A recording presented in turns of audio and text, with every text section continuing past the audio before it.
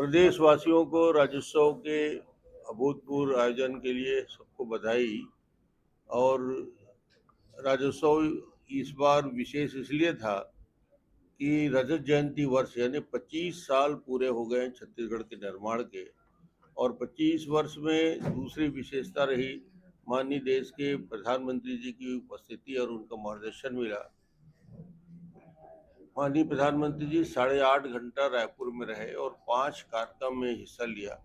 और ये सभी कार्यक्रम अपने आप में रायपुर का भूतपूर्व कार्यक्रम और जो राज्योत्सव का मूल कार्यक्रम था उसमें 2.5 लाख से ज़्यादा लोगों की उपस्थिति रही प्रधानमंत्री जी ने। और वहाँ के छत्तीसगढ़ के विकास की उस कल्पना को सजाने संवारने वाला प्रस्तुतिकरण हुआ प्रदर्शनी के माध्यम से। उनका पहला पहला कार्यक्रम जो पुट्टापर्थी साई संस्थान का हॉस्पिटल है जहाँ 25,000 दिल के मरीज बच्चों का ऑपरेशन हो चुका है, वहाँ 2,500 बच्चों के साथ प्रधानमंत्री जी की बात हुई। फिर प्रजापिता ब्रह्म कुमारी का दूसरा आयोजन उनके नवनिर्मित मेडिटेशन हॉल और नए भवन का लोकार्पण का था।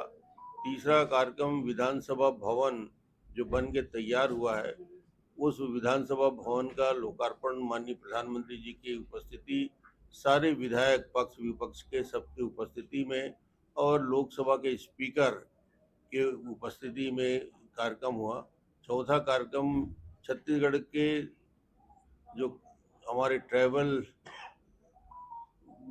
स्वतंत्रता संग्राम सेनानी रहे हैं 1857 के पहले और 1857 के बाद, उनके उस यात्रा शहीद वीर नारायण से लेकर गैन सिंह से लेकर उनके पूरे संघर्ष को चित्रित करने वाला एक 25 करोड़ के लागत से वहाँ पे एक बहुत अच्छा हॉल में सारी प्रदर्शन हुआ है, किए गए हैं।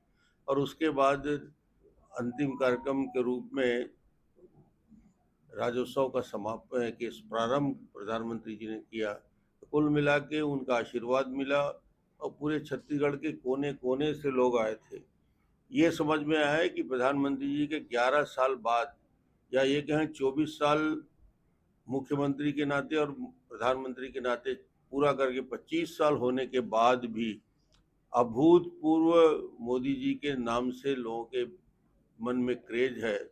और मोदी जी का जो की उपस्थिति यदि छत्तीसगढ़ में होती है, रायपुर में होती है, तो लोग लाखों की संख्या में आते हैं। 2.5 लाख से ज़्यादा उपस्थिति रही उस आयोजन में। मैं समझता हूँ कि छत्तीसगढ़ का अभी तक के सबसे विशालतम कार्यक्रम था। पट्टिका की वजह से चरणदास महंत नाराज है, नहीं है, उनकी वजह से क्या कहेंगे आप? वो तो पूरे समय थे, वो 9 बजे से जब कार्यक्रम में आए प्रधानमंत्री जी की वापसी तक पूरे समय सभी कार्यक्रम में पूर्णतः उपस्थित थे। किसी के मन में कोई नाराजगी और कुछ नहीं। डॉक्टर साहब, प्रधानमंत्री ने भरी सभा में कहा है कि कार्यकर्ताओं के लिए आप प्रेरणा है, आप क्या कहना चाहेंगे? प्रधानमंत्री जी अब उनकी बड़ी बात रहती है, बड़ी सोच रहती है, कार्यकर्ताओं को आगे बढ़ाने का काम भी करते हैं, इसलिए उन्होंने शायद इसी बात को मन में रख के बात कही होगी।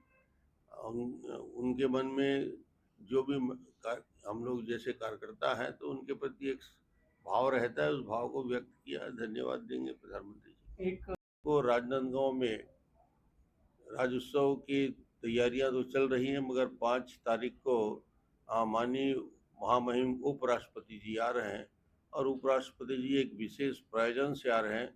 उदयाचल के जो स्वास्थ्य का जो हॉस्पिटल बना हुआ है उसका लोकार्पण, कई भवनों का लोकार्पण का कार्यक्रम है, उदयाचल के भवन में जाएंगे। और उसके बाद हमारी जो लखपति बहनें हैं उनका एक आयोजन होगा जहां पूरे राजनांदगांव जिले के लखपति बहनों का सम्मान होगा। ये कुल मिला के माननीय उपराष्ट्रपति जी का कार्यक्रम राजनांदगांव में 2 से 2.5 घंटे का है। के माफिक उन्होंने ये भी कहा कि पहले आप कैप्टन थे, अब खिलाड़ी। आप क्या कहेंगे इस पर? नहीं, ऐसा होता रहता है कि क्रिकेट खेलते खेलते कैप्टन, कई बार क्रिकेट टीम का 15 साल तक कैप्टन रहा, अब उस टीम में मैं हिस्सा हूँ और एक नए दायित्व में चला गया, स्पीकर के भाव में चला गया। तो उनका यही कहना है कि जो कार्यकर्ता को जो दायित्व मिलता है उस दायित्व का 100% निर्वहन करें। पद बड़ी चीज नहीं होती है, पार्टी के द्वारा दिए गए काम बड़ी जवाबदारी है। तो एक नए दायित्व में अवसर दिया गया है, तो स्पीकर की भूमिका में कर रहा हूँ। डॉक्टर साहब